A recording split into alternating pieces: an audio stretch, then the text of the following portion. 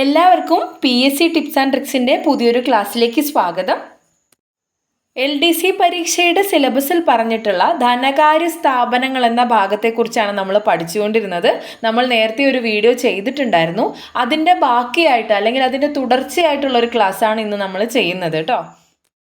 കഴിഞ്ഞ ദിവസം നമ്മൾ ധനകാര്യ സ്ഥാപനങ്ങളെക്കുറിച്ച് പറഞ്ഞിരുന്നു. ധനകാര്യ സ്ഥാപനങ്ങളെ ബാങ്കുകളെന്നും ബാങ്കിതര ധനകാര്യ സ്ഥാപനങ്ങളെന്നുമാണ് തിരിച്ചിട്ടുള്ളത് നമ്മൾ പറഞ്ഞു. അതിൽ ബാങ്കുകൾ എന്ന ഭാഗത്തിലെ വാണിജ്യ ബാങ്കുകളും സഹകരണ ബാങ്കുകളും നമ്മൾ പൂർത്തിയാക്കിയതാണ്. അതുമായി ബന്ധപ്പെട്ട് മറ്റ് ചില ബാങ്കുകളും അതുപോലെ പ്രധാനപ്പെട്ട മറ്റ് ചില വസ്തുതകളും നമ്മൾ ഓൾറെഡി പരിശോധിച്ച് കഴിഞ്ഞു. ഇനി ഇവിടെ പറയാനുള്ളത് സവിശേഷ ബാങ്കുകളും വികസന ബാങ്കുകളുമാണ്. അതാണ് ഇന്നത്തെ ക്ലാസ്സിൽ നമ്മൾ പൂർത്തിയാക്കാൻ പോകുന്നത്. ക്ലാസ് തുടങ്ങുന്നതിന് മുന്നേ മറ്റൊരു കാര്യം പറയാം. RBI ബാങ്കിനെ കുറിച്ചുള്ള വിശദാംശങ്ങളൊന്നും നമ്മൾ എടുക്കുന്നില്ല. അത് ഓൾറെഡി ബീനാമിസ് ക്ലാസ് ചെയ്ത് നമ്മളെ ചാനലിൽ ഇട്ടിട്ടുണ്ട്. അപ്പോൾ കാണേണ്ടവർക്ക് അത് പോയി കാണാവുന്നതാണ്. ആ ഒരു ക്ലാസ്സിൽ വിശദമായിട്ട് RBIനെ കുറിച്ച് ബീനാമിസ് സംസാരിച്ചിട്ടുണ്ട്. അപ്പോൾ ആ മിസ് എടുക്കാത്ത മറ്റ് ഭാഗങ്ങൾ മാത്രമാണ് നമ്മളെ ക്ലാസ്സിൽ പറയുന്നത് കേട്ടോ. അപ്പോൾ ഇന്ന് നമ്മൾ പഠിക്കാൻ പോകുന്നത് ധനകാര്യ സ്ഥാപനങ്ങളിലെ ബാങ്കുകളിൽ പറയുന്ന സവിശേഷ ബാങ്കുകളും വികസന ബാങ്കുകളും അതുപോലെ അതുമായി ചേർന്ന് വരുന്ന മറ്റു പല ബാങ്കുകളും പ്രധാനപ്പെട്ട വസ്തുതകളുമാണ്. ഓക്കെ, അപ്പോൾ നമുക്ക് ക്ലാസ്സിലേക്ക് കിടക്കാം. സവിശേഷ ബാങ്കുകൾ അല്ലെങ്കിൽ സ്പെഷ്യലൈസ്ഡ് ബാങ്ക്സ്, ഇതാണ് നമ്മൾ ആദ്യം നോക്കുന്നത്. അപ്പോൾ എന്താണ് സവിശേഷ ബാങ്കുകൾ? ചില പ്രത്യേക മേഖലകളുടെ വികസനത്തിന് മാത്രമായിട്ട് സാമ്പത്തിക സഹായം നൽകുന്ന സ്ഥാപനങ്ങളാണ് സവിശേഷ ബാങ്കുകൾ. കാർഷിക, വ്യാവസായിക, റിയൽ എസ്റ്റേറ്റ്, ഗ്രാമവികസനം തുടങ്ങിയ പ്രത്യേക സാമ്പത്തിക മേഖലകൾക്ക് ധനസഹായം നൽകുന്ന ബാങ്കുകളാണ് സവിശേഷ ബാങ്കുകൾ. അതായത് ഒരു സംരംഭം തുടങ്ങുന്നതിനുള്ള എല്ലാ സഹായവും ഇത്തരം ബാങ്കുകൾ നൽകി വരുന്നുണ്ട് എന്നതാണ് പറഞ്ഞത്. അപ്പോൾ എന്താണ് സവിശേഷ ബാങ്കുകൾ എന്ന് മനസ്സിലായല്ലോ. ഇനി ചില സവിശേഷ ബാങ്കുകളും അതിൻ്റെ സവിശേഷതകളും നോക്കാം. അതിന് എക്സാമ്പിളായിട്ട് നമ്മൾ പറയുന്നത് SCERTയിൽ പറഞ്ഞിട്ടുള്ളതാണ്. എക്സിം ബാങ്ക് ഓഫ് ഇന്ത്യ, അതുപോലെ സിഡ്ബി, നബാർഡ് എന്നീ 3 ബാങ്കുകളാണ്. എക്സിം ബാങ്ക് ഓഫ് ഇന്ത്യ എന്താണ് ചെയ്യുന്നത്? ഉൽപ്പന്നങ്ങൾ കയറ്റി അയക്കുന്നതിനും ഇറക്കുമതി ചെയ്യുന്നതിനും വായ്പ നൽകുന്നു. ഉൽപ്പന്നങ്ങൾ കയറ്റി അയക്കുന്നതിനും ഇറക്കുമതി ചെയ്യുന്നതിനും വായ്പ നൽകുന്ന ബാങ്കാണ് എക്സിം ബാങ്ക് ഓഫ് ഇന്ത്യ. അതുപോലെ ഈ ഒരു മേഖലയിലേക്ക് കടന്നു വരുന്ന വ്യക്തികൾക്ക് ആവശ്യമായിട്ടുള്ള നിർദ്ദേശം നൽകുന്നതും എക്സിം ബാങ്ക് തന്നെയാണ്. രണ്ടാമതായിട്ട് സിഡ്ബി, ഇന്ത്യൻ ചെറുകിട വ്യവസായ വികസന ബാങ്ക് അല്ലെങ്കിൽ small scale industries development bank of India. ഈ ഒരു ബാങ്ക് പുതിയ ചെറുകിട വ്യവസായം തുടങ്ങാനും വ്യവസായങ്ങൾ ആധുനികവൽക്കരിക്കാനും സഹായിക്കുന്നുണ്ട്. ഗ്രാമീണ വ്യവസായത്തെ ഉണർത്തുകയാണ് ഈ ഒരു സിഡ്ബി ബാങ്കിൻ്റെ ലക്ഷ്യമായിട്ട് പറയുന്നത്. സവിശേഷ ബാങ്കുകളുടെ മൂന്നാമത്തെ ഉദാഹരണം നബാർഡാണ്. വളരെയധികം ഇമ്പോർട്ടൻ്റ് ആയിട്ടുള്ളൊരു പോയിൻ്റാണ് NABARD.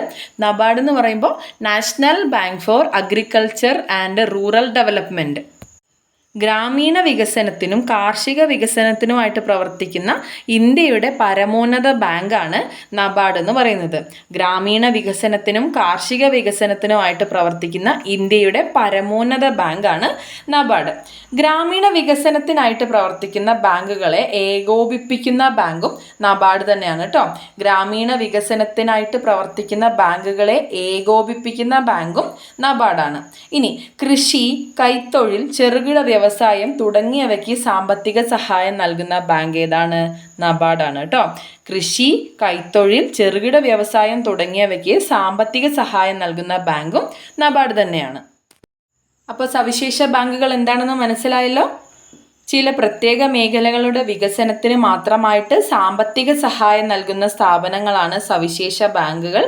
എക്സാമ്പിളായിട്ട് Exim bank of India ഉൽപ്പന്നങ്ങൾ കയറ്റി അയക്കുന്നതിനും ഇറക്കുമതി ചെയ്യുന്നതിനും വായ്പ നൽകുന്ന ബാങ്കാണ് എക്സിം ബാങ്ക് ഓഫ് ഇന്ത്യ.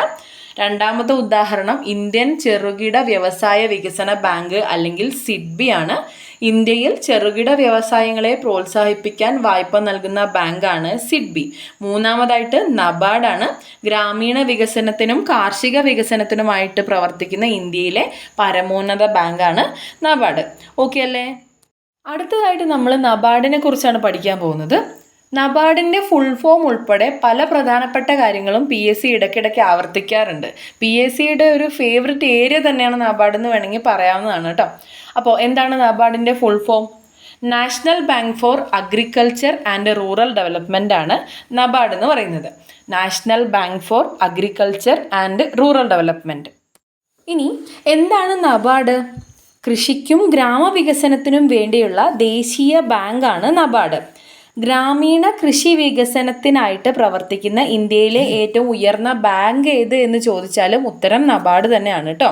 കൃഷിക്കും ഗ്രാമവികസനത്തിനും വേണ്ടിയുള്ള ദേശീയ ബാങ്ക് നബാർഡാണ്. അതുപോലെ ഗ്രാമീണ കാർഷിക വികസനത്തിനായി പ്രവർത്തിക്കുന്ന ഇന്ത്യയിലെ ഏറ്റവും ഉയർന്ന ബാങ്കും നബാർഡ് തന്നെയാണ്. നബാർഡിൻ്റെ ആസ്ഥാനം എവിടെയാണ് വരുന്നത്? മുംബൈയിലാണ് കേട്ടോ. മുംബൈയിലാണ് നബാർഡിൻ്റെ ആസ്ഥാനം. എന്നാണ് നബാർഡ് രൂപീകൃതമായത്? 1982 ജൂലൈ 12. 1982 ജൂലൈ 12 നബാർഡ് രൂപീകൃതമായത്. നബാർഡിൻ്റെ പ്രഥമ ചെയർമാൻ ആരാണ്?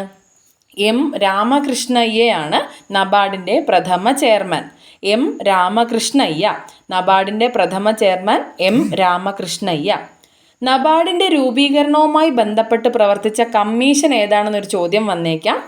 ബി ശിവരാമൻ കമ്മീഷനാണ് കേട്ടോ. ബി ശിവരാമൻ കമ്മീഷനാണ് നബാർഡിൻ്റെ രൂപീകരണവുമായി ബന്ധപ്പെട്ട കമ്മീഷൻ. ഇനി ചെറുകിട വായ്പകളുടെ നിയന്ത്രകൻ എന്നറിയപ്പെടുന്ന ബാങ്ക് ഏതാണ്? അതും നബാർഡ് തന്നെയാണ്. ചെറുകിട വായ്പകളുടെ നിയന്ത്രകൻ എന്നറിയപ്പെടുന്ന ബാങ്ക് നബാർഡ്. നബാർഡാണ് ചെറുകിട വായ്പകളുടെ നിയന്ത്രകൻ എന്നറിയപ്പെടുന്നത്. ഇനി കേരളത്തിലെ നബാർഡിൻ്റെ റീജിയണൽ ഓഫീസ് അതെവിടെയാണ് സ്ഥിതി ചെയ്യുന്നത്? തിരുവനന്തപുരത്താണ് കേട്ടോ. തിരുവനന്തപുരത്താണ് കേരളത്തിലെ നബാർഡിൻ്റെ റീജിയണൽ ഓഫീസ് സ്ഥിതി ചെയ്യുന്നത്. നമ്മളിവിടെ എന്തൊക്കെ കാര്യങ്ങൾ പറഞ്ഞു? നബാർഡ് ഇതിൻ്റെ full form national bank for agriculture and rural development. ഇനി കൃഷിക്കും ഗ്രാമവികസനത്തിനും വേണ്ടിയുള്ള ദേശീയ ബാങ്കാണ് നബാർഡ് എന്ന് നമ്മൾ പറഞ്ഞു. ആസ്ഥാനം എവിടെയാണ്? മുംബൈയിലാണ്. എന്നാണ് നബാർഡ് രൂപീകൃതമായത്? 1982 ജൂലൈ 12. നബാർഡിൻ്റെ പ്രഥമ ചെയർമാൻ ആരാണ്? എം രാമകൃഷ്ണയ്യ.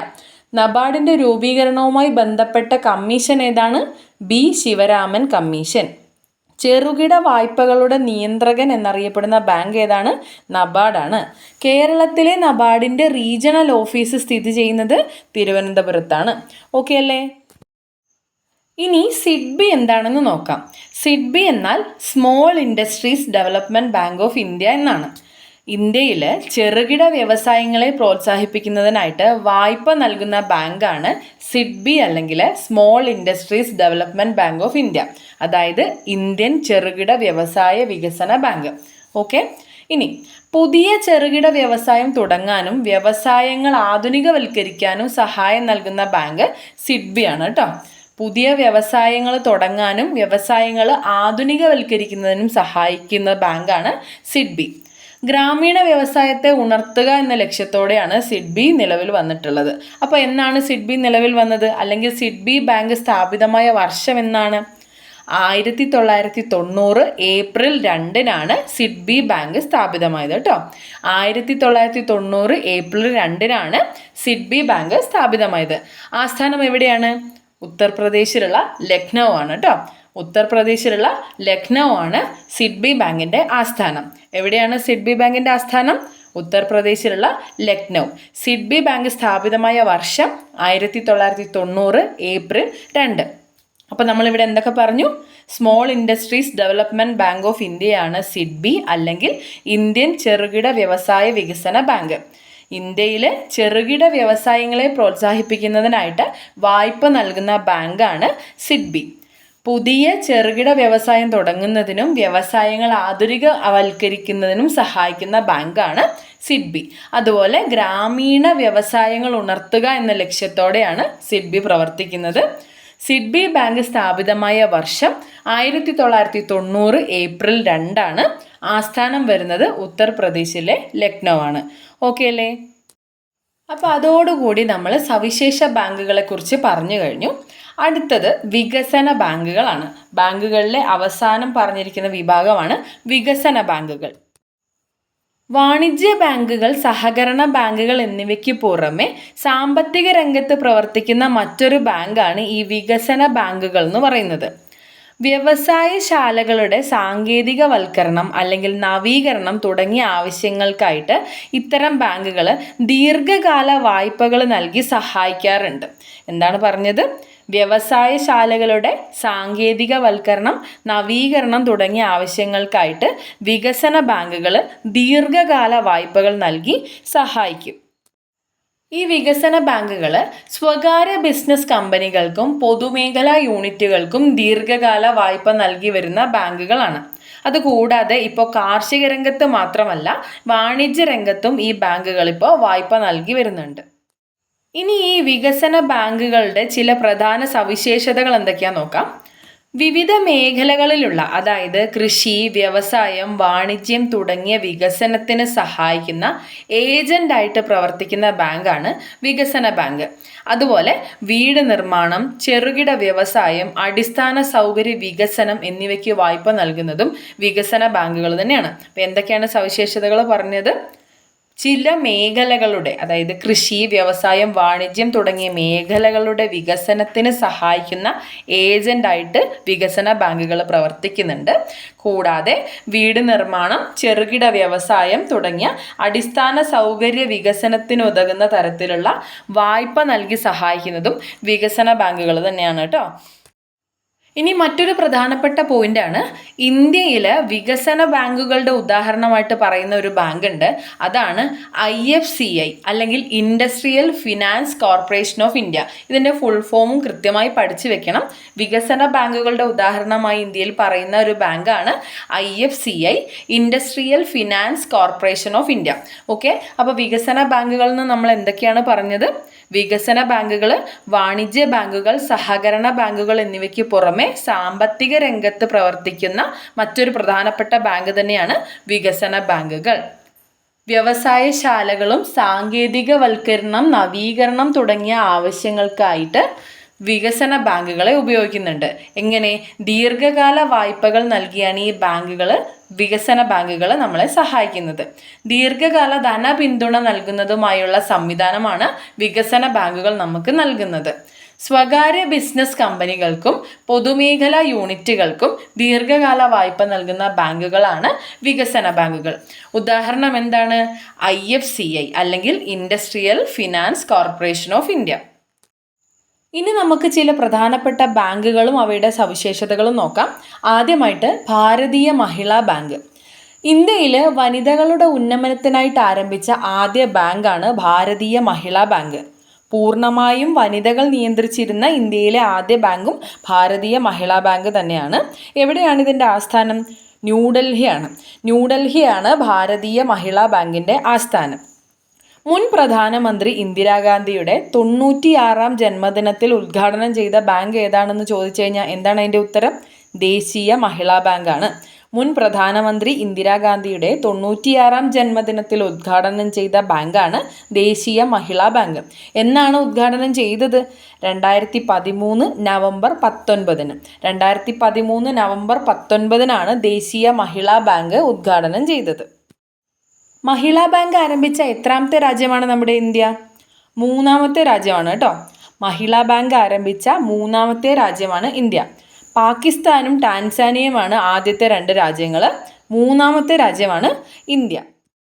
ഇനി ഭാരതീയ മഹിളാ ബാങ്കിൻ്റെ ആദ്യ ശാഖ തുറന്നത് എവിടെയാണ്? മുംബൈയിലാണ്. ഭാരതീയ മഹിളാ ബാങ്കിൻ്റെ ആദ്യ ശാഖ തുറന്നത് മുംബൈയിലാണ്. കേരളത്തിലോ? കേരളത്തിൽ മഹിളാ ബാങ്കിൻ്റെ ആദ്യ ശാഖ ആരംഭിച്ചത് തിരുവനന്തപുരത്താണ് കേട്ടോ. അപ്പോൾ ഇതിൻ്റെ ആസ്ഥാനം പറഞ്ഞത് ന്യൂഡൽഹിയാണ്. മഹിളാ ബാങ്കിൻ്റെ ആസ്ഥാനം ന്യൂഡൽഹി. ഭാരതീയ മഹിളാ ബാങ്കിൻ്റെ ആദ്യ ശാഖ തുറന്നത് മുംബൈ. കേരള മഹിളാ ബാങ്കിൻ്റെ ആദ്യ ശാഖ ആരംഭിച്ചത് തിരുവനന്തപുരത്താണ്. അടുത്തതായിട്ട് നമുക്ക് ഭാരതീയ മഹിളാ ബാങ്കിൻ്റെ മുദ്രാവാക്യം നോക്കാം. വളരെ പ്രശസ്തമായൊരു മുദ്രാവാക്യമാണ്.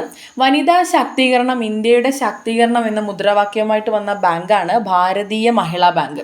ഭാരതീയ മഹിളാ ബാങ്കിൻ്റെ മുദ്രാവാക്യം എന്നത് വനിതാ ശാക്തീകരണം ഇന്ത്യയുടെ ശാക്തീകരണം എന്നാണ്. അടുത്തത്, ഈ ഒരു ബാങ്കിൻ്റെ ആദ്യ ചെയർപേഴ്സൺ ആൻഡ് മാനേജിംഗ് ഡയറക്ടർ ആരായിരുന്നു?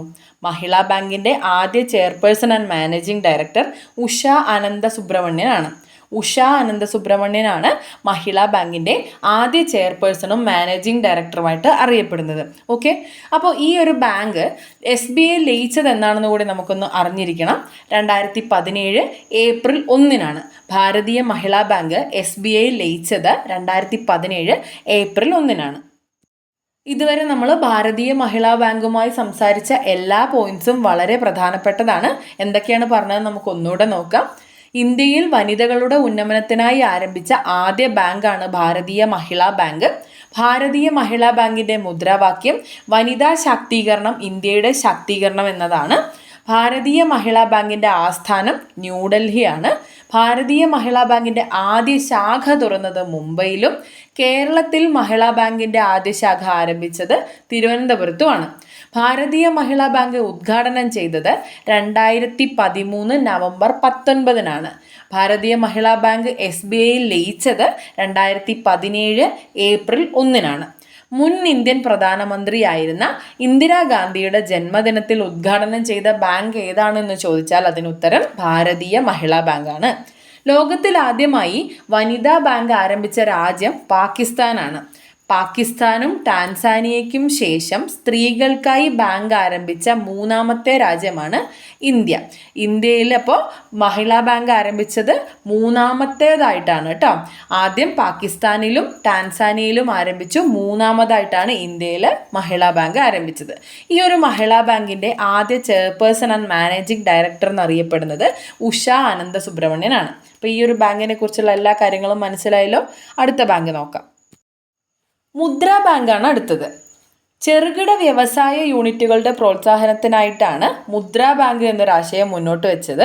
പ്രധാനമന്ത്രി നരേന്ദ്രമോദി ഈ ഒരു മുദ്രാ ബാങ്ക് പദ്ധതി പ്രഖ്യാപിച്ചത് 2015 ഏപ്രിൽ 8. 2015 ഏപ്രിൽ 8 മുദ്രാ ബാങ്ക് എന്നൊരു പദ്ധതി പ്രഖ്യാപിച്ചത്. മുദ്ര എന്ന് പറഞ്ഞിട്ടുണ്ടെങ്കിൽ micro units development and refinance agency എന്നാണ് അർത്ഥം.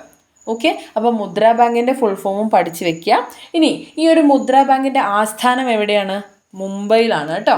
മുംബൈയിലാണ് മുദ്രാ ബാങ്കിൻ്റെ ആസ്ഥാനം. അപ്പോൾ നമ്മൾ എന്തൊക്കെ പറഞ്ഞു? മുദ്രാ ബാങ്ക് ചെറുകിട വ്യവസായ യൂണിറ്റുകളുടെ പ്രോത്സാഹനത്തിനായിട്ട് പ്രധാനമന്ത്രി നരേന്ദ്രമോദി മുദ്രാ ബാങ്ക് പദ്ധതി അനൗൺസ് ചെയ്തു. അത് പ്രഖ്യാപിച്ചത് എന്നാണ്? 2015 ഏപ്രിൽ 8. മുദ്ര എന്ന് പറഞ്ഞാൽ micro units development and refinance agency എന്നാണ്. ഓക്കെ, മുദ്രാ ബാങ്കിൻ്റെ ആസ്ഥാനം മുംബൈയിലാണ്. ക്ലിയർ ആണല്ലോ. അടുത്തത് ICICI ബാങ്കാണ്. എന്താണ് ഇതിൻ്റെ പൂർണ്ണരൂപം?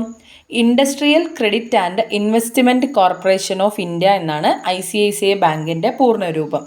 Industrial credit and investment corporation of India. Industrial credit and investment corporation of India എന്നതാണ് ICICI ബാങ്കിൻ്റെ പൂർണ്ണരൂപം. ഇനി എന്നാണ് ഈ ഒരു ICICI ബാങ്ക് രൂപീകരിച്ചത്? 1994 ICICI ബാങ്ക് രൂപീകരിച്ചത്. ഇന്ത്യയിലെ ആദ്യത്തെ യൂണിവേഴ്സൽ ബാങ്ക് എന്നറിയപ്പെടുന്നത് ICICI ബാങ്കാണ് കേട്ടോ. ഇന്ത്യയിലെ ആദ്യത്തെ യൂണിവേഴ്സൽ ബാങ്ക് എന്നറിയപ്പെടുന്നത് ICICI ആണ്. ICICI ബാങ്കുമായി ബന്ധപ്പെട്ട് ഒരുപാട് കാര്യങ്ങൾ പഠിക്കാനുണ്ട്. എല്ലാം ചെറിയ ചെറിയ പോയിന്റ്സ് ആണ്, പക്ഷേ എല്ലാം പ്രധാനപ്പെട്ടവ തന്നെയാണ്. അപ്പോൾ ശ്രദ്ധിച്ചിരിക്കുക കേട്ടോ. ഇന്ത്യയിൽ ആദ്യമായിട്ട് മൊബൈൽ ATM അവതരിപ്പിച്ച ബാങ്ക് ICICI ബാങ്കാണ്. അതുപോലെ ഇൻ്റർനെറ്റ് ബാങ്കിംഗ് സംവിധാനം ആരംഭിച്ച ആദ്യ ബാങ്കും ഇതുതന്നെയാണ്. ഇന്ത്യയിൽ ആദ്യമായിട്ട് മൊബൈൽ ATM അവതരിപ്പിച്ച ആദ്യ ബാങ്ക് ICICI ബാങ്കാണ്. ഇൻ്റർനെറ്റ് ബാങ്കിംഗ് സംവിധാനം ആരംഭിച്ച ആദ്യ ബാങ്കും ICICI തന്നെയാണ്. ഇനി ആദ്യമായി ഇന്ത്യയിൽ കറണ്ട് അക്കൗണ്ടുകൾ ആരംഭിക്കുന്നതിനായിട്ട് ഡിജിറ്റൽ ആപ്ലിക്കേഷൻ ഫോം ആരംഭിച്ച ബാങ്ക് ICICI ബാങ്കാണ്. ഇന്ത്യയിൽ ആദ്യമായി കറൻസി നോട്ടുകളുടെ സോർട്ടിങ്ങിന് വേണ്ടി റോബോട്ടുകളെ ഉപയോഗിച്ച ബാങ്കും ICICI തന്നെയാണ്. എന്താ പറഞ്ഞത്? ഇന്ത്യയിൽ ആദ്യമായിട്ട് കറണ്ട് അക്കൗണ്ടുകൾ ആരംഭിക്കുന്നതിനായിട്ട് ഡിജിറ്റൽ ആപ്ലിക്കേഷൻ ഫോം ആരംഭിച്ച ബാങ്ക് ഏതാണ്? ICICI ബാങ്കാണ് കേട്ടോ. ഇന്ത്യയിൽ ആദ്യമായിട്ട് കറൻസി നോട്ടുകളുടെ സോർട്ടിങ്ങിന് വേണ്ടിയിട്ട് റോബോട്ടുകളെ ഉപയോഗിച്ച ബാങ്കും ICICI തന്നെയാണ്. ഇനി ന്യൂയോർക്ക് സ്റ്റോക്ക് എക്സ്ചേഞ്ച് ലിസ്റ്റിൽ ഉൾപ്പെട്ട ആദ്യ ഇന്ത്യൻ ബാങ്ക് ഏതാണ്? അതും ICICI തന്നെയാണ്. 2005 കേട്ടോ. ന്യൂയോർക്ക് സ്റ്റോക്ക് എക്സ്ചേഞ്ച് ലിസ്റ്റിൽ ഉൾപ്പെട്ട ആദ്യ ഇന്ത്യൻ ബാങ്ക് ICICI ബാങ്കാണ്. ഇനി ICICIയുമായി ബന്ധപ്പെട്ട് കറണ്ട് അഫയേഴ്സിൽ എന്തൊക്കെയാണ് സംഭവിച്ചതെന്ന് നോക്കാം. 2020 ഓഗസ്റ്റിൽ സാറ്റലൈറ്റ് ചിത്രങ്ങളെ അടിസ്ഥാനമാക്കി കാർഷിക വായ്പകൾ ലഭ്യമാക്കാൻ തീരുമാനിച്ച ബാങ്ക് ICICI ആണ്. അതുപോലെ 2021 ഏപ്രിലിൽ ICICI ബാങ്ക് റീറ്റെയിൽ വ്യാപാരികൾക്കായിട്ട് ആരംഭിച്ച പുതിയ ഒരു ഡിജിറ്റൽ ബാങ്കിങ് സേവനമുണ്ട്. അതിൻ്റെ പേരാണ് മർച്ചൻ്റ് സ്റ്റോക്ക് എന്നുള്ളത്. ഓക്കെ, 2020 ഓഗസ്റ്റിൽ സാറ്റലൈറ്റ് ചിത്രങ്ങളെ അടിസ്ഥാനമാക്കിയിട്ട് കാർഷിക വായ്പകൾ കൊടുക്കാൻ തീരുമാനിച്ചു. 2021 ഏപ്രിലിൽ ICICI ബാങ്ക് റീറ്റെയിൽ വ്യാപാരികൾക്കായിട്ട് ഒരു പുതിയ ഡിജിറ്റൽ ബാങ്കിങ് സേവനം ആരംഭിച്ചിട്ടുണ്ട്. അതിൻ്റെ പേരാണ് മർച്ചൻ്റ് സ്റ്റോക്ക്. ഓക്കെ, അപ്പോൾ ICICIയുമായി ബന്ധപ്പെട്ട പ്രധാന പോയിന്റ്സ് എന്തൊക്കെയാണ്? ICICIയുടെ പൂർണ്ണരൂപം industrial credit and investment corporation of India bank എന്നാണ്. ഇന്ത്യയിലെ ആദ്യത്തെ യൂണിവേഴ്സൽ ബാങ്കാണ് ICICI ബാങ്ക്. രൂപീകൃതമായ വർഷം 1994. ന്യൂയോർക്ക് സ്റ്റോക്ക് എക്സ്ചേഞ്ച് ലിസ്റ്റിൽ ഉൾപ്പെട്ട ആദ്യ ഇന്ത്യൻ ബാങ്കാണ് ICICI ബാങ്ക്. അത് 2005 ഇൻ്റർനെറ്റ് ബാങ്കിങ് ആരംഭിച്ച ആദ്യ ബാങ്ക് ICICI ബാങ്കാണ് 1998. ഇന്ത്യയിൽ ആദ്യമായിട്ട് സഞ്ചരിക്കുന്ന ATM, അതായത് മൊബൈൽ ATM ആരംഭിച്ച ബാങ്കും ICICI ബാങ്ക് തന്നെയാണ്. കറൻസി നോട്ടുകളുടെ സോർട്ടിങ്ങിനായിട്ട് ഇന്ത്യയിൽ ആദ്യമായി റോബോട്ടുകളെ ഉപയോഗിച്ച ബാങ്കും ICICI ബാങ്ക് തന്നെയാണ്. കറണ്ട് അഫയേഴ്സിൽ എന്തൊക്കെയാണ് പറഞ്ഞത്? 2020 ഓഗസ്റ്റിൽ സാറ്റലൈറ്റ് ചിത്രങ്ങളെ അടിസ്ഥാനമാക്കിയിട്ട് കാർഷിക വായ്പകൾ ലഭ്യമാക്കാൻ തീരുമാനിച്ച ബാങ്ക് ICICI ബാങ്കാണ്. 2021 ഏപ്രിലിൽ റീറ്റെയിൽ വ്യാപാരികൾക്കായിട്ട് ആരംഭിച്ച ഒരു പുതിയ ബാങ്കിങ് ഡിജിറ്റൽ സേവനമാണ് മർച്ചൻ്റ് സ്റ്റോക്ക് എന്നുള്ളത്. ഓക്കെ, ഇത്രയും കാര്യങ്ങളാണ് ICICIയെ കുറിച്ച് പറയാനായിട്ടുള്ളത്. എല്ലാം കൃത്യമായി ഓർത്തിരിക്കുക കേട്ടോ. അടുത്ത ബാങ്ക് IDBI ബാങ്ക് അല്ലെങ്കിൽ ഇൻഡസ്ട്രിയൽ ഡെവലപ്മെൻറ്റ് ബാങ്ക്. പൊതുമേഖലാ വിഭാഗത്തിൽ നിന്നും സ്വകാര്യ മേഖലയിലേക്ക് മാറ്റപ്പെട്ട ഇന്ത്യൻ ബാങ്കാണ് IDBI ബാങ്ക്. ഈ ഒരു IDBI ബാങ്ക് എന്നാണ് നിലവിൽ വന്നത്? 1964 ജൂലൈ 1 IDBI ബാങ്ക് നിലവിൽ വന്നത്. 1964 ജൂലൈ 1 IDBI ബാങ്ക് നിലവിൽ വന്നത്. IDBI ബാങ്ക് പൊതുമേഖലാ വിഭാഗത്തിൽ നിന്നും സ്വകാര്യ മേഖലയിലേക്ക് മാറ്റപ്പെട്ട ബാങ്കാണെന്ന് പറഞ്ഞല്ലോ. അപ്പോൾ ഈ ഒരു ബാങ്ക് സ്വകാര്യ മേഖലാ ബാങ്ക് എന്ന് പുനഃസ്ഥാപിക്കപ്പെട്ടതെന്നാണ്? 2019 ജനുവരി 21. IDBI ബാങ്ക് സ്വകാര്യ മേഖലാ ബാങ്ക് എന്ന് പുനഃസ്ഥാപിക്കപ്പെട്ടത് 2019 ജനുവരി 21.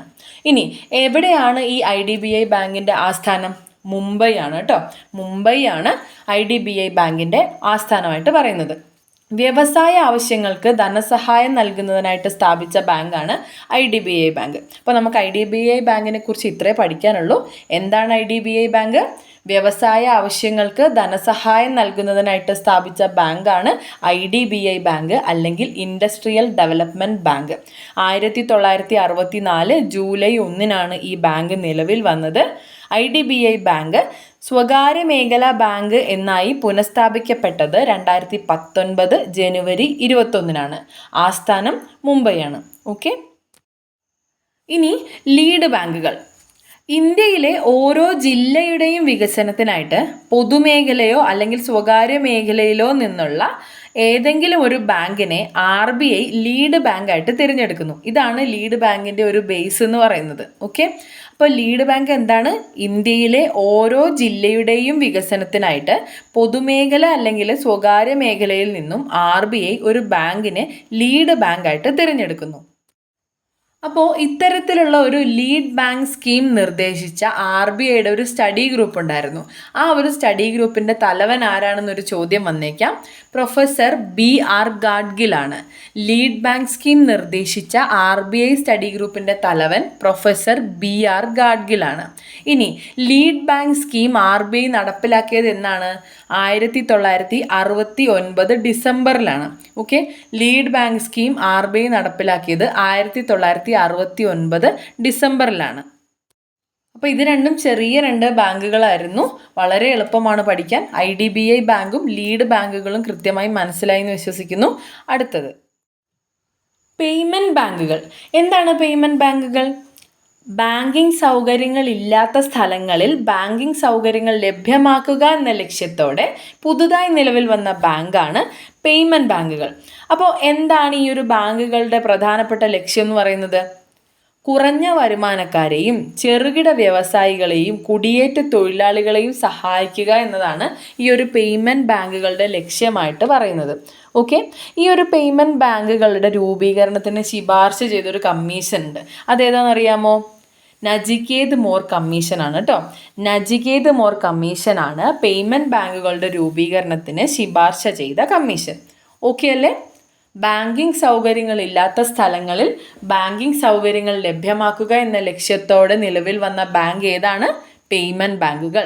ഈ ഒരു പേയ്മെൻറ്റ് ബാങ്കുകളുടെ രൂപീകരണത്തിന് ശുപാർശ ചെയ്ത കമ്മീഷൻ ഏതാണ്? നജികേത് മോർ കമ്മീഷൻ. ഇനി ഇന്ത്യയിലെ ആദ്യത്തെ പേയ്മെൻറ്റ് ബാങ്ക് സ്ഥാപിച്ച ടെലികോം കമ്പനി ഏതാണെന്നൊരു ചോദ്യം വന്നേക്കാം. അത് എയർടെൽ ആണ്. ഇന്ത്യയിലെ ആദ്യത്തെ പേയ്മെൻറ്റ് ബാങ്ക് സ്ഥാപിച്ച ടെലികോം കമ്പനി എയർടെൽ ആണ്. അപ്പോൾ ഓക്കെയല്ലേ? പേയ്മെൻറ്റ് ബാങ്കുകൾ ക്ലിയർ ആയല്ലോ. ഇനി നമുക്ക് കുറച്ച് പൊതുവായിട്ടുള്ള ബാങ്കുകളുമായി ബന്ധപ്പെട്ട ചോദ്യങ്ങൾ പഠിക്കാം. വളരെ പ്രധാനപ്പെട്ടവയാണ്. PSC ചോദിച്ചിട്ടുള്ളതും ചോദിക്കാൻ സാധ്യതയുള്ളതുമായിട്ടുള്ള ബാങ്കുകളുമായി ബന്ധപ്പെട്ട ചോദ്യങ്ങളും അവയുടെ ഉത്തരങ്ങളുമാണ് ഇനി നമ്മൾ നോക്കാൻ പോകുന്നത്. ഒന്നാമത്, ഷെഡ്യൂൾഡ് ബാങ്ക് പദവി ലഭിച്ച കേരളത്തിലെ ആദ്യ സ്വകാര്യ ബാങ്ക് ഏതാണ്? സൗത്ത് ഇന്ത്യൻ ബാങ്കാണ്. ഷെഡ്യൂൾഡ് ബാങ്ക് പദവി ലഭിച്ച കേരളത്തിലെ ആദ്യ സ്വകാര്യ ബാങ്ക് സൗത്ത് ഇന്ത്യൻ ബാങ്കാണ്. ഇന്ത്യയിൽ ആദ്യമായി ഇലക്ട്രോണിക് മൊബൈൽ പാസ്ബുക്ക് പുറത്തിറക്കിയ ബാങ്ക് ഏതാണ്? ഫെഡറൽ ബാങ്കാണ് കേട്ടോ. ഇന്ത്യയിൽ ആദ്യമായി ഇലക്ട്രോണിക് മൊബൈൽ പാസ്ബുക്ക് പുറത്തിറക്കിയ ബാങ്ക് ഫെഡറൽ ബാങ്ക്. ഇനി state bank of Travancore SBT നിലവിൽ വന്നത് എന്നാണ്? 1945. സ്റ്റേറ്റ് ബാങ്ക് ഓഫ് ട്രാവൻകൂർ നിലവിൽ വന്നത് 1945. നമുക്കറിയാം അല്ലേ, SBT SBIയിൽ ലയിച്ചു എന്നാണ്? 2017 April 1. State bank of Travancore SBIയിൽ ലയിച്ചത് 2017 ഏപ്രിൽ 1. അപ്പോൾ നമ്മൾ എന്തൊക്കെ പറഞ്ഞു? ഷെഡ്യൂൾഡ് ബാങ്ക് പദവി ലഭിച്ച കേരളത്തിലെ ആദ്യത്തെ സ്വകാര്യ ബാങ്ക് സൗത്ത് ഇന്ത്യൻ ബാങ്കാണ്. ഇന്ത്യയിൽ ആദ്യമായി ഇലക്ട്രോണിക് മൊബൈൽ പാസ്ബുക്ക് പുറത്തിറക്കിയ ബാങ്ക് ഫെഡറൽ ബാങ്കാണ്.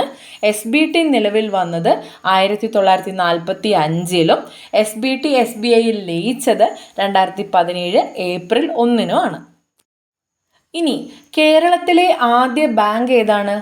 നെടുങ്ങാടി ബാങ്കാണ് കേട്ടോ. കേരളത്തിലെ ആദ്യ ബാങ്ക് നെടുങ്ങാടി ബാങ്ക്. ഈ ഒരു ബാങ്കിൻ്റെ സ്ഥാപകൻ ആരാണ്? അപ്പു നെടുങ്ങാടിയാണ്. അപ്പു നെടുങ്ങാടിയാണ് കേരളത്തിലെ ആദ്യ ബാങ്കായ നെടുങ്ങാടി ബാങ്കിൻ്റെ സ്ഥാപകൻ.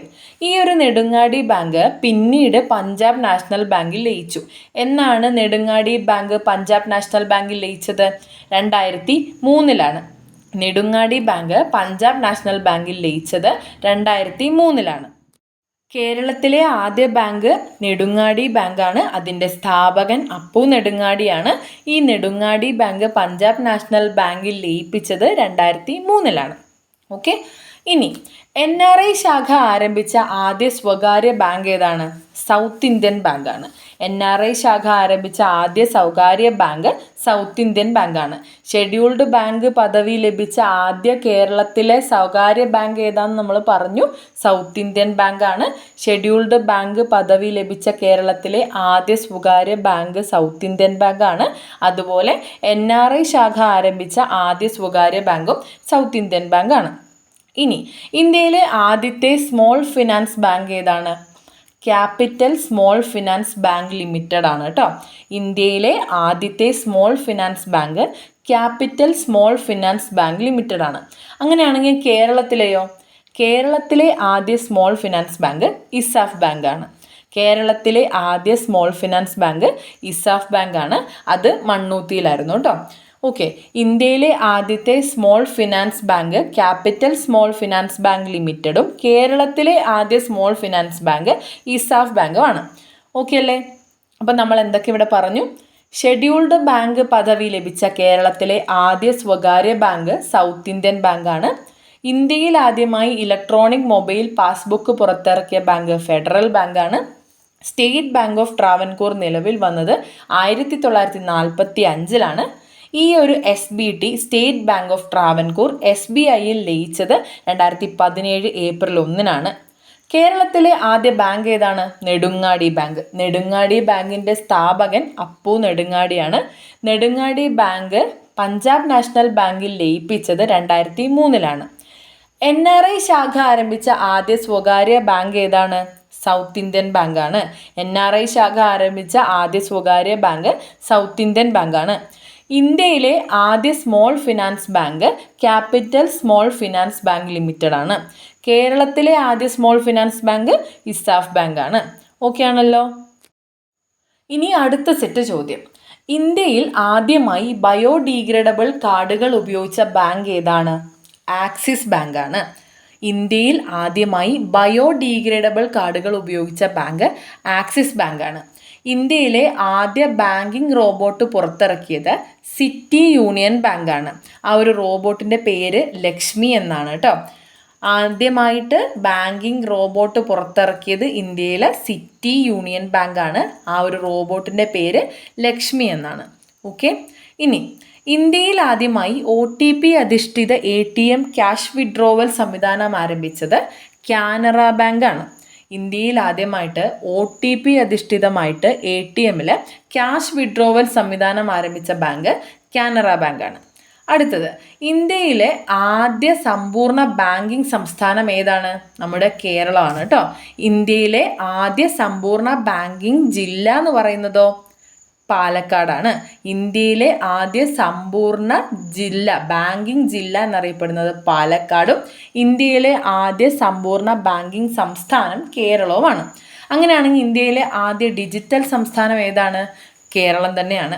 ഇന്ത്യയിലെ ആദ്യ ഡിജിറ്റൽ സംസ്ഥാനം കേരളം തന്നെയാണ്. ഇന്ത്യയിലെ ആദ്യ സമ്പൂർണ്ണ ബാങ്കിങ് സംസ്ഥാനവും കേരളമാണ്. ഓക്കെ അല്ലേ? നമ്മൾ എന്തൊക്കെ പറഞ്ഞു? ഇന്ത്യയിലെ ആദ്യ ബയോഡീഗ്രേഡബിൾ കാർഡുകൾ ആരംഭിച്ച ബാങ്ക് ആക്സിസ് ബാങ്ക് ആണ്.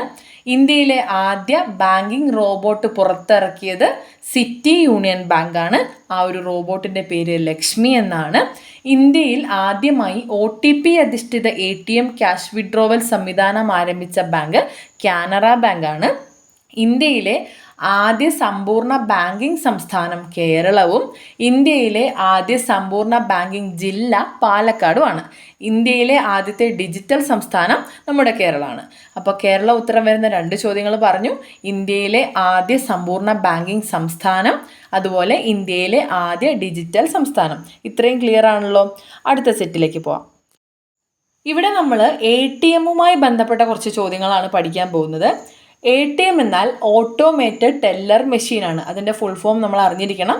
എല്ലാവർക്കും അറിയാവുന്നതാണ് ഓട്ടോമേറ്റഡ് ടെല്ലർ മെഷീൻ. അത് ചില വാക്കുകൾ മാറ്റിയിട്ടൊക്കെ ഓപ്ഷനിൽ കണ്ടിട്ടുണ്ട്, അപ്പോൾ അത് തെറ്റിപ്പോകാൻ പാടില്ല. ഓട്ടോമേറ്റഡ് ടെല്ലർ മെഷീൻ എന്നാണ് ATMൻ്റെ ഫുൾ ഫോം. ഈ ATM കണ്ടുപിടിച്ചത് ആരാണ്? ATM കണ്ടുപിടിച്ച വ്യക്തി ജോൺ ഷെപ്പേർഡ് ബാരൺ എന്ന വ്യക്തിയാണ്. ജോൺ ഷെപ്പേർഡ് ബാരൺ ആണ് ATM കണ്ടുപിടിച്ചത്. ഇനി ഇന്ത്യയിൽ ആദ്യമായി ATM സംവിധാനം ആരംഭിച്ച ബാങ്ക് HSBC ബാങ്കാണ്. HSBC ബാങ്കാണ് ഇന്ത്യയിൽ ആദ്യമായി ATM സംവിധാനം ആരംഭിച്ചത്. ഇന്ത്യയിൽ ആദ്യമായി ATM സ്ഥാപിച്ച ഇന്ത്യയുടെ ബാങ്ക് ഏതാണെന്നൊരു ചോദ്യം വന്നാൽ ഉത്തരം മാറും. വിജയ ബാങ്കാണ്. ഇന്ത്യയിൽ ആദ്യമായി ATM സ്ഥാപിച്ച ഇന്ത്യയുടെ ബാങ്ക് വിജയ ബാങ്കാണ്. ഇനി കേരളത്തിൽ ആദ്യമായി ATM സംവിധാനം ആരംഭിച്ച ബാങ്ക് ഏതാണ്? അത് British bank of middle east ആണ്. കേരളത്തിൽ ആദ്യമായി ATM സംവിധാനം ആരംഭിച്ച bank British bank of middle east ആണ്. ഓക്കെ. അപ്പം നമ്മൾ എന്തൊക്കെ പറഞ്ഞു? ATM കണ്ടുപിടിച്ച വ്യക്തി ജോൺ ഷെപ്പേർഡ് ബാരൺ ആണ്. ഇന്ത്യയിൽ ആദ്യമായി ATM സംവിധാനം ആരംഭിച്ച ബാങ്ക് HSBC ബാങ്കാണ്. ഇന്ത്യയിൽ ആദ്യമായി ATM സ്ഥാപിച്ച ഇന്ത്യയുടെ ബാങ്ക് വിജയ ബാങ്കാണ്. കേരളത്തിൽ ആദ്യമായി ATM സംവിധാനം ആരംഭിച്ച bank British bank of middle east ആണ്. ഇത്രയും ക്ലിയർ ആണല്ലോ. ഇനി നമ്മൾ നേരത്തെ ICICI ബാങ്ക് വിശദമായിട്ട് പഠിച്ചതാണ്. അപ്പോൾ നമ്മൾ പറഞ്ഞൊരു ചോദ്യം തന്നെയാണിത്. ഇന്ത്യയിൽ മൊബൈൽ ATM ആരംഭിച്ച ആദ്യ ബാങ്ക് ഏതാണ്? ICICI ബാങ്കാണ്. ഇന്ത്യയിൽ മൊബൈൽ ATM ആരംഭിച്ച ആദ്യ ബാങ്ക് ICICI ബാങ്കാണ്. അടുത്തത്, ആദ്യ ഒഴുകുന്ന ATM സ്ഥാപിച്ച ബാങ്ക് ഏതാണ്? SBI ബാങ്കാണ്. ആദ്യമായി ഒഴുകുന്ന ATM സ്ഥാപിച്ച ബാങ്ക് SBI ബാങ്കാണ്. കൊച്ചി വൈപ്പിനിൽ ജങ്കാർ ബോട്ടിലാണ് 2004 ഈ ഒരു സംവിധാനം SBI ആരംഭിച്ചത്. കൊച്ചി വൈപ്പിനിലെ ജങ്കാർ ബോട്ടിൽ 2004 ഈ ഒരു സംവിധാനം SBI തുടങ്ങി വെച്ചത്. ആദ്യ ഒഴുകുന്ന ATM സ്ഥാപിച്ചത് അപ്പോൾ ആരാണ്? SBI ആണ്. അപ്പോൾ നമ്മൾ എന്തൊക്കെ പറഞ്ഞു? ഇന്ത്യയിൽ മൊബൈൽ ATM ആരംഭിച്ചത് ICICI ബാങ്കും ഒഴുകുന്ന ATM സ്ഥാപിച്ചത് SBIയും. അടുത്തത്, ഇന്ത്യയിലെ ഏറ്റവും ഉയരത്തിൽ സ്ഥിതി ചെയ്യുന്ന ATM സ്ഥാപിച്ച ബാങ്ക് ഏതാണ്? ആക്സിസ് ബാങ്ക് ആണ് കേട്ടോ. സിക്കിമിലാണ് ഇത് സ്ഥാപിച്ചത്. ഇന്ത്യയിലെ ഏറ്റവും ഉയരത്തിൽ സ്ഥിതി ചെയ്യുന്ന ATM സ്ഥാപിച്ചത് ആക്സിസ് ബാങ്കാണ് സിക്കിമിൽ. ഇനി ശാരീരിക വൈകല്യമുള്ളവർക്ക് വേണ്ടി ടോക്കിംഗ് ATM ആരംഭിച്ച ആദ്യ ഇന്ത്യൻ ബാങ്ക് ഏതാണ്? അത് യൂണിയൻ ബാങ്ക് ഓഫ് ഇന്ത്യയാണ്. ശാരീരിക വൈകല്യമുള്ളവർക്ക് വേണ്ടി ടോക്കിംഗ് ATM ആരംഭിച്ച ആദ്യ Indian bank union bank of ഇന്ത്യയാണ്. ഇപ്പം നമ്മളിവിടെ എന്തൊക്കെ പറഞ്ഞു? ഓട്ടോമേറ്റഡ് ടെല്ലർ മെഷീൻ എന്നാണ് ATMൻ്റെ പൂർണ്ണരൂപം. ATM കണ്ടുപിടിച്ച വ്യക്തി ജോൺ ഷെപ്പേർഡ് ബാരൻ ആണ്. ഇന്ത്യയിൽ ആദ്യമായി ATM സംവിധാനം ആരംഭിച്ച ബാങ്ക് HSBC ബാങ്കാണ്. ഇന്ത്യയിൽ ആദ്യമായി ATM സംവിധാനം സ്ഥാപിച്ച ഇന്ത്യയുടെ ബാങ്ക് വിജയ ബാങ്കാണ്. കേരളത്തിൽ ആദ്യമായി ATM സംവിധാനം ആരംഭിച്ച bank British bank of middle east ആണ്. ഇന്ത്യയിൽ മൊബൈൽ ATM ആരംഭിച്ച ആദ്യ ബാങ്ക് ICICI ബാങ്കും അതുപോലെ ആദ്യമായി ഒഴുകുന്ന ATM എന്നൊരു സംവിധാനം ആരംഭിച്ചത് SBI ബാങ്കുമാണ്. ഇന്ത്യയിലെ ഏറ്റവും ഉയരത്തിൽ സ്ഥിതി ചെയ്യുന്ന ATM ബാങ്ക് എവിടെയാണ്? സിക്കിമിലാണ്. അത് ആരംഭിച്ചത് ആക്സിസ് ബാങ്കാണ്. ശാരീരിക വൈകല്യമുള്ളവർക്ക് വേണ്ടി ടോക്കിംഗ് ATM ആരംഭിച്ച ആദ്യ Indian bank union bank of ഇന്ത്യയുമാണ്. ഓക്കെ ആണല്ലോ? ഇതുവരെ നമ്മൾ ബാങ്കിങ്ങുമായി ബന്ധപ്പെട്ട കുറേയേറെ ചോദ്യങ്ങളും അവയുടെ ഉത്തരങ്ങളും കണ്ടു കഴിഞ്ഞു. ഇനി നമുക്ക് ബാങ്കുകൾ നമുക്ക് നൽകുന്ന സേവനങ്ങളും സൗകര്യങ്ങളും എന്തൊക്കെയാണെന്ന് നോക്കാം. കുറേയൊക്കെ നമുക്ക് കേട്ട് പരിചയമുള്ളത് തന്നെയാണ്. നമുക്കതൊക്കെ ഒന്ന് സോർട്ട് ഔട്ട് ചെയ്യാം. ഒന്നാമത്തേത് ലോക്കർ സൗകര്യമാണ്. ലോക്കർ സൗകര്യം നമ്മൾ സിനിമകളിലും മറ്റുമായിട്ട് തന്നെ ഒരുപാട് കേട്ടിട്ടുണ്ട്. നമുക്ക് പൊതുവെ അറിയാവുന്ന ഒന്നാണ്. വ്യക്തികൾക്കും സ്ഥാപനങ്ങൾക്കും അവരവരുടെ വിലപിടിപ്പുള്ള വസ്തുക്കൾ സുരക്ഷിതമായി വെക്കുന്നതിനുള്ള സംവിധാനമാണ് ലോക്കർ സൗകര്യം. വ്യക്തികൾക്കും സ്ഥാപനങ്ങൾക്കും അവരുടെ വിലപിടിപ്പുള്ള വസ്തുക്കൾ സുരക്ഷിതമായി വെക്കുന്നതിനുള്ള സംവിധാനമാണ് ലോക്കർ സൗകര്യം. ഇനി ഡിമാൻഡ് ഡ്രാഫ്റ്റ് ആണ്. പണം ഒരു സ്ഥലത്ത് നിന്ന് മറ്റൊരു സ്ഥലത്തേക്ക് അയക്കാൻ ബാങ്കുകൾ ഒരുക്കുന്ന സൗകര്യത്തെയാണ് ഡിമാൻഡ് ഡ്രാഫ്റ്റ് എന്ന് പറയുന്നത്. ഇതിന് ഒരു അക്കൗണ്ടിൻ്റെ ആവശ്യമൊന്നുമില്ല, അല്ലാതെ തന്നെ നമുക്ക് അയക്കാവുന്നതാണ്. ഒരു സ്ഥലത്ത് നിന്ന് മറ്റൊരു സ്ഥലത്തേക്ക് പണം അയക്കുന്നതിനായിട്ട് ബാങ്കുകൾ ഒരുക്കുന്ന സൗകര്യത്തെയാണ് ഡിമാൻഡ് ഡ്രാഫ്റ്റ് എന്ന് പറയുന്നത്. അടുത്തത് മെയിൽ ട്രാൻസ്ഫർ ആണ്. ലോകത്തിൻ്റെ ഏത് ഭാഗത്തു നിന്നും മറ്റൊരാളുടെ അക്കൗണ്ടിലേക്ക് പണം അയക്കാൻ ബാങ്കുകൾ ഒരുക്കിത്തരുന്ന സൗകര്യത്തെയാണ് നമ്മൾ മെയിൽ ട്രാൻസ്ഫർ എന്ന് പറയുന്നത്. ലോകത്തിൻ്റെ ഏതൊരു ഭാഗത്തു നിന്നും ഒരാളുടെ അക്കൗണ്ടിലേക്ക് പണം അയക്കുന്നതിന് വേണ്ടിയിട്ട് ബാങ്കുകൾ തയ്യാറാക്കി തരുന്ന സൗകര്യമാണ് മെയിൽ ട്രാൻസ്ഫർ. ഇനി ഈ ഒരു മെയിൽ ട്രാൻസ്ഫറിനേക്കാൾ വേഗത്തിൽ പണം അയക്കാൻ പറ്റുന്ന മറ്റൊരു സംവിധാനമുണ്ട്. അതാണ് ടെലിഗ്രാഫ് ട്രാൻസ്ഫർ. മെയിൽ ട്രാൻസ്ഫറിനേക്കാൾ വേഗത്തിൽ സന്ദേശത്തിലൂടെ പണം അയക്കാൻ ബാങ്ക് ഏർപ്പെടുത്തിയിട്ടുള്ള സംവിധാനമാണ് ടെലിഗ്രാഫ് ട്രാൻസ്ഫർ. അടുത്തത് പ്ലാസ്റ്റിക് മണിയാണ്. പ്ലാസ്റ്റിക് മണി കുറച്ചുകൂടെ എല്ലാവർക്കും അറിയാവുന്നതായിരിക്കും. പണം കൈവശം കരുതാതെ തന്നെ കാർഡ് ഉപയോഗിച്ച് ആവശ്യങ്ങൾ നിറവേറ്റാൻ സാധിക്കുന്നതിനെ അറിയപ്പെടുന്ന പേരാണ് പ്ലാസ്റ്റിക് മണി. ഈ ഒരു പ്ലാസ്റ്റിക് മണിക്കൊരു ഉദാഹരണമായിട്ട് നമുക്ക് വേണമെങ്കിൽ ക്രെഡിറ്റ് കാർഡിനെ പറയാവുന്നതാണ്. പണം കൈവശം കരുതാതെ തന്നെ കാർഡ് ഉപയോഗിച്ച് ആവശ്യങ്ങൾ നിറവേറ്റാൻ സാധിക്കുന്ന കാർഡുകൾ അറിയപ്പെടുന്നത് പ്ലാസ്റ്റിക് മണി എന്നാണ്. ഇനി നെറ്റ് ബാങ്കിങ്ങിലൂടെയും ടെലി ബാങ്കിങ്ങിലൂടെയും എല്ലാവിധ ഇടപാടുകളും നടത്താൻ കഴിയുന്ന രീതിയെ ഇലക്ട്രോണിക് ബാങ്കിങ് അല്ലെങ്കിൽ ബാങ്കിങ് എന്ന് പറയുന്നു. നെറ്റ് ബാങ്കിങ്ങിലൂടെയും ടെലി ബാങ്കിങ്ങിലൂടെയും എല്ലാവിധ ഇടപാടുകളും നടത്താൻ കഴിയുന്ന രീതിയുടെ പേരെന്താണ്? ഇലക്ട്രോണിക് ബാങ്കിങ് അല്ലെങ്കിൽ ബാങ്കിങ്. അപ്പോൾ ഇവിടെ എന്തൊക്കെ പറഞ്ഞു? ലോക്കർ സൗകര്യം. എന്താണ് ലോക്കർ സൗകര്യം? വ്യക്തികൾക്കും സ്ഥാപനങ്ങൾക്കും അവരുടെ വിലപിടിപ്പുള്ള വസ്തുക്കൾ സുരക്ഷിതമായി സൂക്ഷിക്കുന്നതിനുള്ള സംവിധാനത്തിൻ്റെ പേരാണ് ലോക്കർ സൗകര്യം. ഡിമാൻഡ് ഡ്രാഫ്റ്റ് എന്താണ്? പണം ഒരു സ്ഥലത്ത് നിന്ന് മറ്റൊരു സ്ഥലത്തിലേക്ക് അയക്കാൻ ബാങ്കുകൾ ഒരുക്കുന്ന സൗകര്യത്തെയാണ് ഡിമാൻഡ് ഡ്രാഫ്റ്റ് എന്ന് പറയുന്നത്. ഇതിനൊരു ബാങ്ക് അക്കൗണ്ടിൻ്റെ ആവശ്യമില്ല. അടുത്തത് എന്താണ്? Mail transfer. ലോകത്തിൻ്റെ ഏത് ഭാഗത്തു നിന്നും ഒരാളുടെ അക്കൗണ്ടിലേക്ക് പണം അയക്കുന്നതിനായിട്ട് ബാങ്കുകൾ ഒരുക്കുന്ന സൗകര്യമാണ് മെയിൽ ട്രാൻസ്ഫർ. ടെലിഗ്രാഫ് ട്രാൻസ്ഫറോ? മെയിൽ ട്രാൻസ്ഫറിനേക്കാൾ വേഗത്തിൽ സന്ദേശത്തിലൂടെ പണം അയക്കാൻ ബാങ്കുകൾ ഏർപ്പെടുത്തിയിട്ടുള്ള സംവിധാനമാണ് ടെലിഗ്രാഫ് ട്രാൻസ്ഫർ. പ്ലാസ്റ്റിക് മണി എന്താണ്? പ്ലാസ്റ്റിക് മണിക്ക് ഉദാഹരണം നമ്മൾ പറഞ്ഞു ക്രെഡിറ്റ് കാർഡുകളാണ്. അപ്പോൾ ക്രെഡിറ്റ് കാർഡുകൾ വെച്ച് നമുക്കിത് പറയാലോ. പണം കൈവശം കരുതാതെ കാർഡ് ഉപയോഗിച്ച് ആവശ്യങ്ങൾ നിറവേറ്റാൻ സാധിക്കുന്ന കാർഡുകളാണ് പ്ലാസ്റ്റിക് മണി എന്ന് പറയുന്നത്. ഇനി ലാസ്റ്റ് നമ്മൾ പറഞ്ഞത് ഇലക്ട്രോണിക് ബാങ്കിങ് അല്ലെങ്കിൽ ഇ ബാങ്കിങ് ആണ്. നെറ്റ് ബാങ്കിങ്ങിലൂടെയും ടെലി ബാങ്കിങ്ങിലൂടെയും എല്ലാവിധ ഇടപാടുകളും നടത്താൻ കഴിയുന്ന രീതിയാണ് ഇലക്ട്രോണിക് ബാങ്കിങ് അല്ലെങ്കിൽ ഇ ബാങ്കിങ് എന്ന് പറയുന്നത്. അപ്പോൾ ഇത്രയും കാര്യങ്ങളാണ് നമ്മൾ ഇന്നത്തെ ക്ലാസ്സിൽ ഉൾപ്പെടുത്തിയിട്ടുള്ളത്. എന്തൊക്കെയാണെന്ന് നമ്മൾ പറഞ്ഞത് നോക്കാം. ധനകാര്യ സ്ഥാപനങ്ങളിലെ ബാങ്കുകളിൽ പറഞ്ഞിട്ടുള്ള വികസന ബാങ്കുകളും സവിശേഷ ബാങ്കുകളുമാണ് നമ്മൾ ഇന്ന് പൂർത്തിയാക്കിയിട്ടുള്ളത്. ഇതോടുകൂടി ബാങ്കുകൾ എന്നൊരു ഭാഗം പൂർത്തിയായിട്ടുണ്ട്. ഇനി ബാങ്കിതര ധനകാര്യ സ്ഥാപനങ്ങൾ മാത്രമാണ് നമുക്ക് പഠിക്കാനുള്ളത്. ധനകാര്യ സ്ഥാപനങ്ങളിലെ ഒരു പാർട്ട് കംപ്ലീറ്റ് ആയിട്ടുണ്ട്. ഓക്കെ, അപ്പോൾ എന്തൊക്കെ നമ്മൾ പറഞ്ഞു എന്നുള്ളത് പറഞ്ഞു പോവാം. സവിശേഷ ബാങ്കുകൾ എന്താണെന്ന് പറഞ്ഞു. സവിശേഷ ബാങ്കുകളുടെ ഉദാഹരണമായിട്ട് എക്സിം ബാങ്കുകളും സിഡ്ബിയും നബാർഡും പറഞ്ഞു. ഇതിൽ സിഡ്ബിയും നബാർഡും നമ്മൾ വിശദമായി തന്നെ സംസാരിച്ചു. അതിനുശേഷം നമ്മൾ വികസന ബാങ്കുകളെ കുറിച്ച് പറഞ്ഞു. വികസന ബാങ്കിൻ്റെ ഉദാഹരണം പറഞ്ഞു. തുടർന്ന് നമ്മൾ പ്രധാനപ്പെട്ട മറ്റ് ചില ബാങ്കുകളും അവയുടെ സവിശേഷതകളും മറ്റ് ചില പ്രസക്തമായിട്ടുള്ള പോയിന്റ്സും പറഞ്ഞു. മഹിളാ ബാങ്ക് പറഞ്ഞു, ഭാരതീയ മഹിളാ ബാങ്ക്, മുദ്ര ബാങ്ക്, അതിനുശേഷം ICICI ബാങ്ക്, പിന്നീട് IDBI ബാങ്ക്, ലീഡ് ബാങ്ക് പോലുള്ള ചെറിയ ചെറിയ ബാങ്കുകളും പേയ്മെൻറ്റ് ബാങ്കുകൾ, അതുകൂടാതെ ബാങ്കുകളുമായി ബന്ധപ്പെട്ട് ATMുമായി ബന്ധപ്പെട്ട് കുറേയേറെ ചോദ്യങ്ങളും അവയുടെ ഉത്തരങ്ങളും പറഞ്ഞു.